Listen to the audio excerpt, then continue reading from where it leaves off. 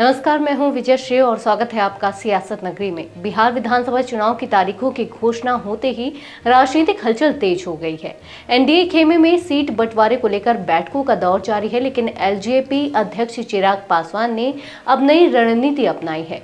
सूत्रों के मुताबिक चिराग ने प्रशांत किशोर की पार्टी से संपर्क साधा है। इस कदम को राजनीतिक गलियारों में प्रेशर पॉलिटिक्स के तौर पर देखा जा रहा है। जानकारी के अनुसार चिराग एनडीए गठबंधन में ज्यादा सीटों की मांग पर अड़े हुए हैं।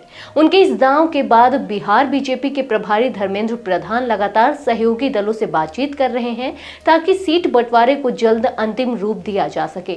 माना जा रहा है कि एनडीए अगले 1 से 2 दिन में सीट बंटवारे का ऐलान कर सकता है। चिराग पासवान की पार्टी के इस कदम ने बिहार में सियासी माहौल को गरमा दिया है।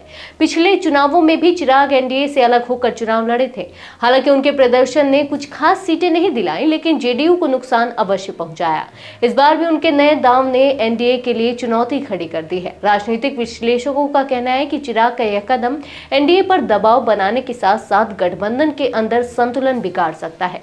पिछले विधानसभा चुनाव में एनडीए ने 3 फेज में चुनाव लड़ा था, जबकि इस बार 2 चरणों में मतदान होगा। पहले चरण में 121 सीटों पर 6 नवंबर को वोटिंग होगी और दूसरे चरण में 122 सीटों पर 11 नवंबर को वोट डाले जाएंगे। नतीजे 14 नवंबर को घोषित होंगे।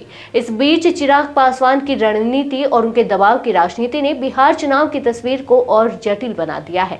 एनडीए के लिए अब सबसे बड़ा सवाल यह है कि गठबंधन के अंदर संतुलन बनाए रखते हुए सीट बंटवारे को कैसे अंतिम रूप दिया जाए। राजनीतिक विशेषज्ञों का मानना है कि चिराग की पार्टी की गूगली एनडीए के लिए चुनौतीपूर्ण साबित हो सकती है और चुनावी रणनीति को प्रभावित कर सकती है।